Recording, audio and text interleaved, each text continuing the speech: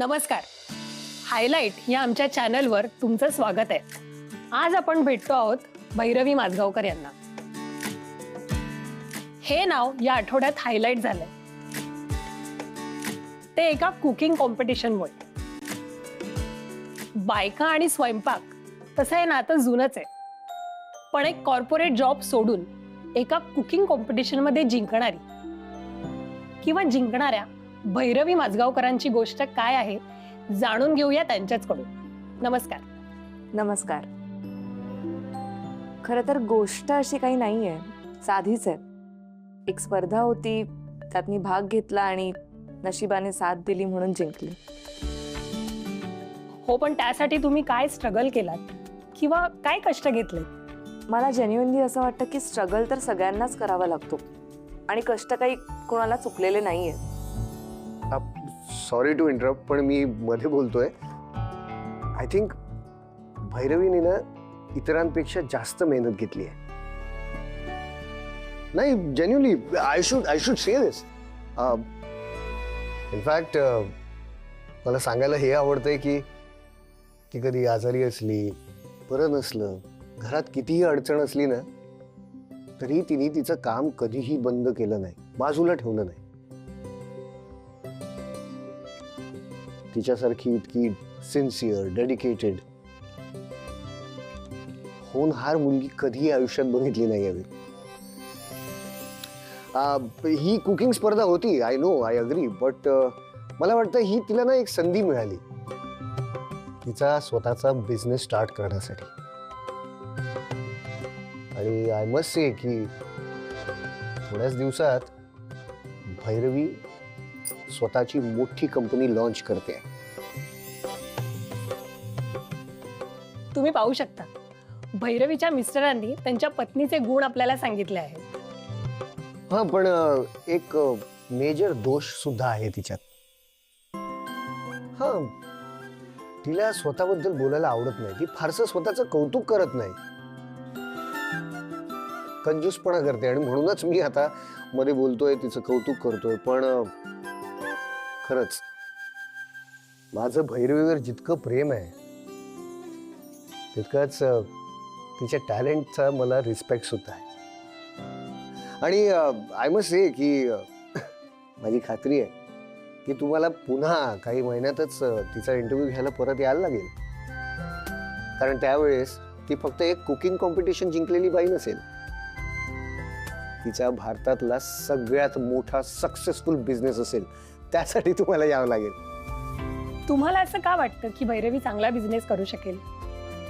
Simple आहे. म्हणजे बघा ना, तिचा बिझनेस सेन्स, तिच्या आयडियाज आणि तिचं डिसिप्लिन. पण खरं सांगू तर हे सगळं माझ्या सासऱ्यांमुळे शक्य झालंय. ते नसते तर हे अजिबात शक्य झालं नसतं. इनफॅक्ट मला असं वाटतं की एका सुनेच्या पाठीशी उभे असणारे सासरे म्हणून तुम्ही त्यांची मुलाखत जरूर घ्यावी. हो, नक्कीच. हा खूपच प्रोग्रेसिव्ह थॉट आहे. आम्ही नक्कीच परत येऊ. तोपर्यंत नमस्कार. खूप छान झाला इंटरव्ह्यू. थँक्यू.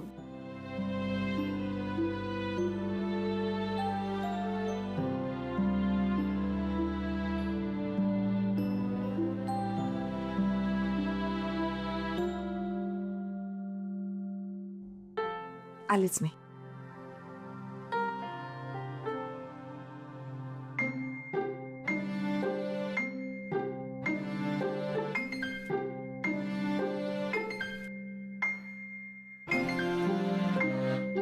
समा, काय झालं बाळा? काय झालंय? काल जे काही झालं त्याचं वाईट वाटतंय का? पुन्हा एकदा मनात थोडेसे होप्स होते की आता माझं ड्रीम पूर्ण होईल. मला जे करायचंय ते आता मला करता येईल, पण ते फेकच निघालं.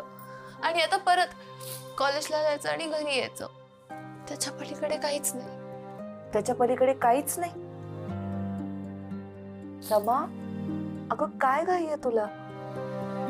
तुला माहितीये, मी पण खूप अँबिशियस होते की काळे. आय मीन अजूनही आहे, पण तेव्हा म्हणजे माझा जॉब आणि त्यातनं मला मिळणारा पैसा या पलीकडे मला काहीच दिसायचं नाही.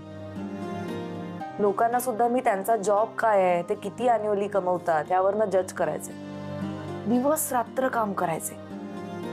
पण त्यामुळे झालं काय, माझी तब्येत बिघडायला लागली, मेंटल हेल्थ बिघडली. मग मी भारतात परत आले वगैरे वगैरे. आणि आता जेव्हा मी माझ्या पेसने काम करते ना समा, ट्रस्ट मी खूप शांत आहे, सुखात आहे. तेव्हापेक्षा जास्त कदाचित पैसे कमवत नसेल मी, पण आज मी शांतता कमवते. भाऊ पण ती फेज तू एक्सपिरियन्स केलीयस, मी ती फेज पण एक्सपिरियन्स नाही केली आणि मला नकोय शांतता, मला ती एक्साइटमेंट हवी आहे. ओके बर, पण त्यासाठी तू आधी तयारी तरी कर. कसली तयारी? तुझं शिक्षण आहे, तुझी मानसिक तयारी. आणि वय वाढलं ना की आपोआप शहाणपण येतं बघ. नको काही करूस, थांब थोडं. तुझं शिक्षण आधी पुरं होऊ दे. म्हणजे अजून 2 वर्ष थांबायचं, राईट? हो, पण या 2 वर्षात तू काय काय करू शकतेस? तुझी तयारी कर, ऑब्झर्व कर, वाच. आता तुला बिझनेस करायचा आहे की नाही, मग त्यासाठी सेव्हिंग कर. ते सुद्धा एक कामच आहे की.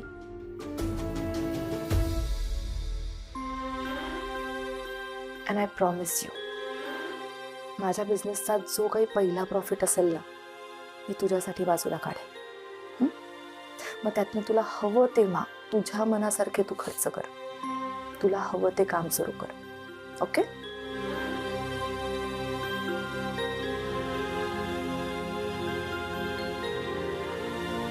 वेणू, तू तुझ्या सुनेच्या पाठीशी उभी राहिलीस आणि केवढं मोठं यश मिळून आली बघ ती. भैरवी, आता बिझनेस मोठा करणं हेच तुझं कर्तव्य आहे. हो बाबा, प्लॅन तर तोच आहे. आणि आता सगळेजण आहेत की सोबत. समा पण आहे.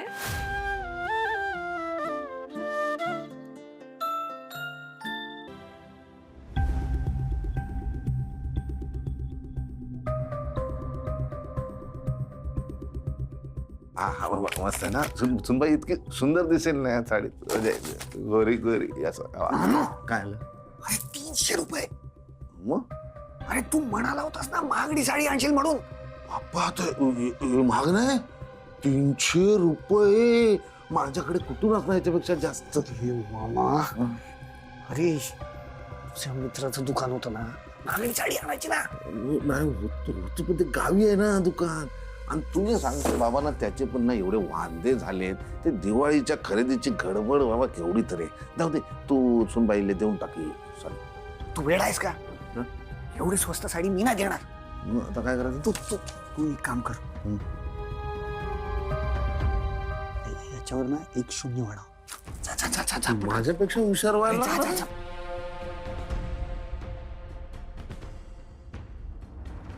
पटकन लिही ना. झालं का? चल ना लवकर. चल बघ ध्यान झालं. व्यवस्थित कर ना, बंद व्यवस्थित. करतो ना. ते काय तो दुकानवाला मग बरोबर नाही रे. अनिश, केले ते लोक? हो, केव्हाच. भैरवी, मला काहीतरी द्यायचंय तुला. आता काय? अनिश, तू किती मगाशी कौतुक केलंयस माझं. तेवढं खूप होतं माझ्यासाठी. अगं पण तू आहेस ना कौतुक करण्यासारखी. आणि खरं सांगू, मला खूप अभिमान वाटतो तुझा. सो हे घे. अनिश, उघडून बघू? ऑफकोर्स, उघडून बघ.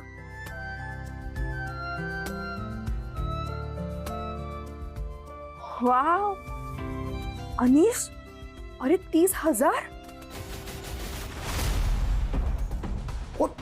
एवढी महाग साडी कशाला अनिश? ते मामाच्या मित्राच्या दुकानातून आणली ना. आपल्याला तेवढे नाही पडले. त्याची ओरिजिनल किंमत आहे. बरोबर आहे. माझा मित्र आहे ना, त्याच्या दुकानात आले. त्याने मला डिस्काउंट दिलं. आणि त्याने बाबा सांगितलं बाबा मी माझ्या सुनबाईला साडी पाहिजे, तिला प्राइस बीज मिळाला. त्याने अजून डिस्काउंट दिला. मग हो, पण तरी एवढी महाग कशाला अनिश? असं काय करते? तुझं कौतुक म्हणून. पुरे आता कौतुक. अच्छा, पुरेपुरे म्हणून काय कौतुक कमी होणार आहे का? बर, चहा घेणार आहात का? हा हा काय काय चहा वगैरे नाही काय माझा मित्र आला ना सचिन कल्याणवरून तर तो वाट बघतोय खाली मी आलोच नंतर घेऊ चहा चला चहा नंतर घेऊ चहा आणि नीट ठेवून देशील हो. मी आलेच.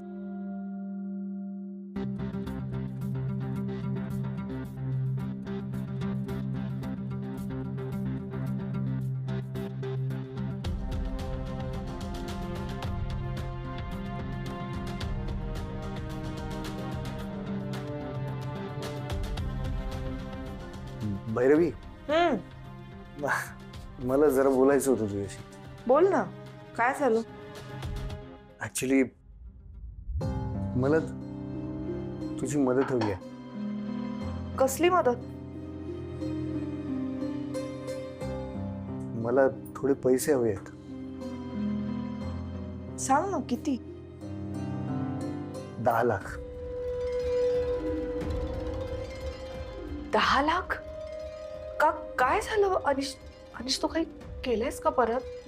नाही मी खरंच काही नाही केलं. म्हणजे तुला जर वाटत असेल मी पुन्हा काही चुकीचं वागलोय तर नाही, मी खरंच नाही केलंय का. भैरवी, मी ज्या कंपनीत काम करत होतो ना तिथे माझ्या हातून खूप मोठी चूक झाली आहे. काय करू, एक्सपिरियन्स नव्हता. त्यामुळे माझ्या बॉसचं खूप मोठं नुकसान झालं आणि मला ते पैसे भरावे लागतील. हो, पण एवढं नुकसान 10 लाखाचं? काय करू, बिल्डर आहे ना, मोठी माणसं, त्यांचं नुकसान सुद्धा मोठं. अरे पण भैरवी, बरेच दिवस झाले तू थांबलाय ग, पण आता अजिबात ऐकत नाही माझं. सतत फोन करतोय, सतत त्रास देतोय. भैरवी, मला प्लीज हेल्प कर ना भैरवी.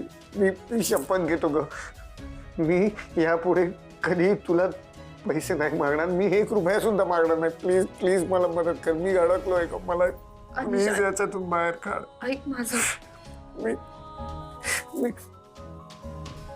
मी कोणाला विचारणार ग? माझ्याकडे कोण आहे तुझ्याशिवाय?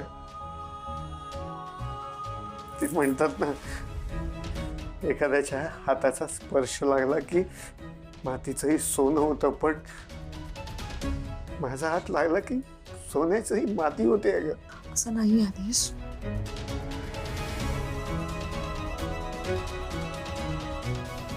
सतत पैशांसाठी दुसऱ्यांवर अवलंबून राहावं लागतंय का मला नाही आवडत.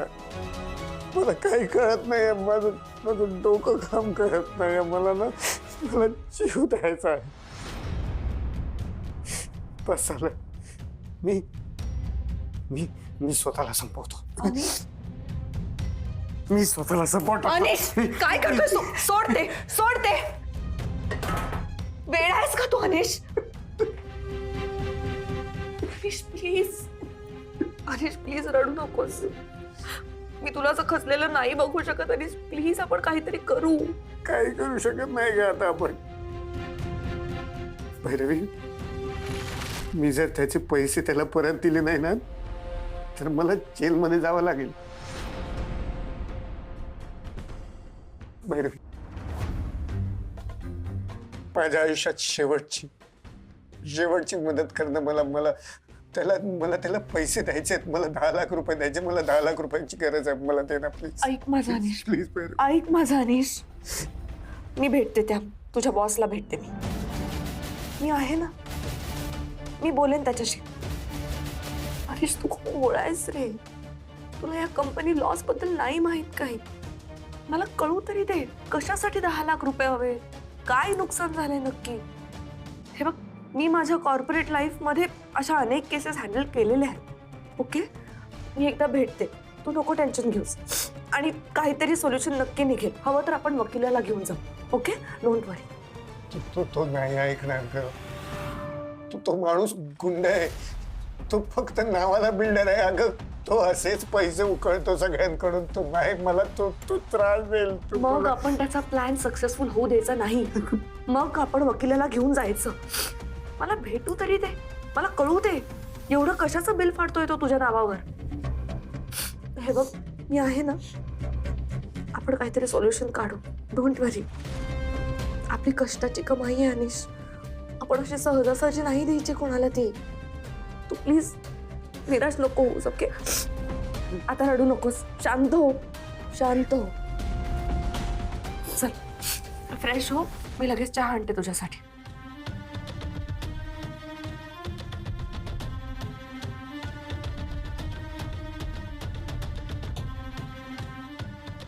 खूप घुसमटल्यासारखं होत आहे. मी जरा बाहेर चक्कर मारून येतो.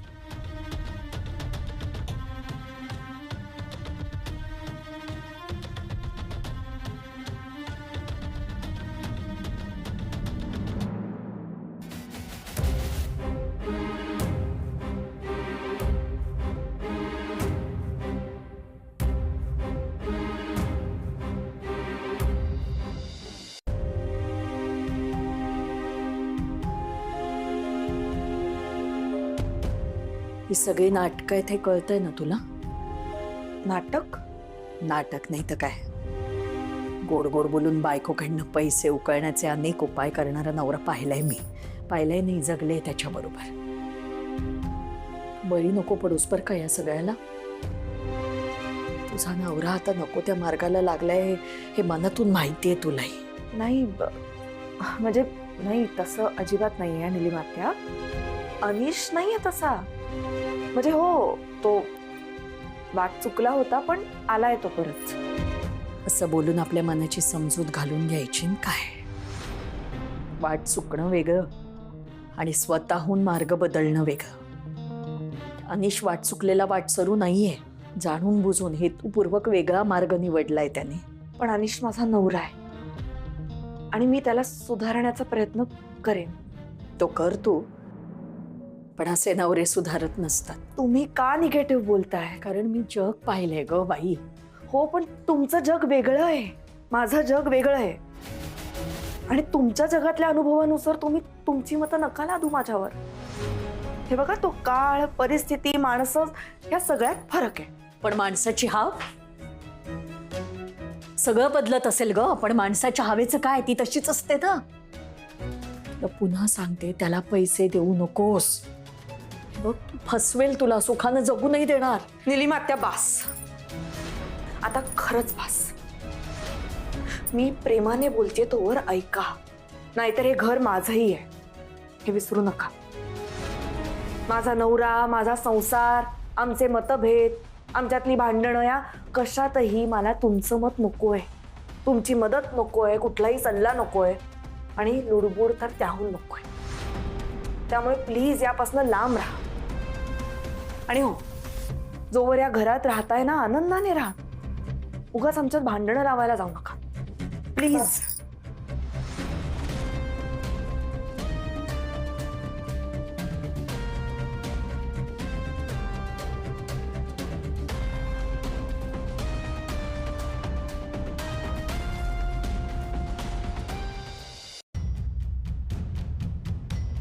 हा देसाई, हा हा, अहो मी केलंय तुमचं काम ते. हा हा, हो त्यासाठीच आलो ना.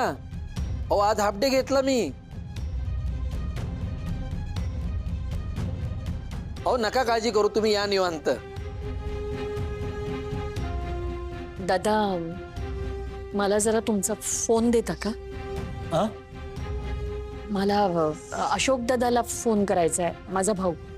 हवं तर तुम्ही लावून द्या. मी जरा अर्जंट काम होतं.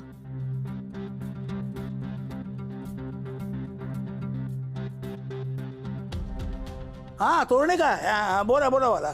काय काय काय झालं? हा माधगावकर, निलिमात आहे ना तुमच्याशी बोलायचंय. हा, निलिमाला बोलायचंय? नाही.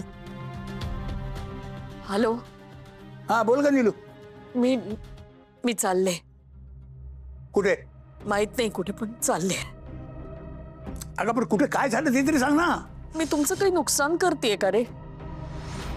मी तुम्हाला इथे तुमच्या घरात राहायला नकोय का? कोण म्हणाल असं? भैरवी. भैरवी?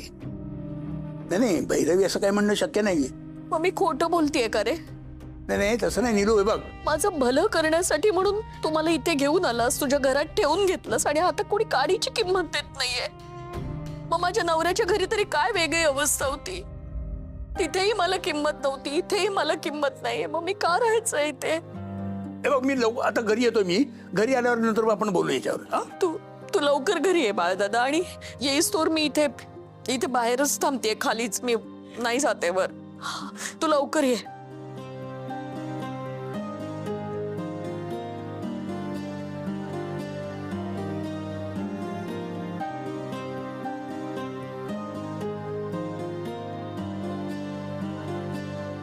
हे तुमच्या सोसायटीच्या ऑफिसमध्ये बसले तर चालेल का? ऑफिसमध्ये? एक काम करता का, तुम्ही ऑफिसच्या बाहेर थांबा. म्हणजे मी जरा चावी वगैरे घेऊन येतो. पण या ना, तुम्हाला मी ऑफिस दाखवतो. या.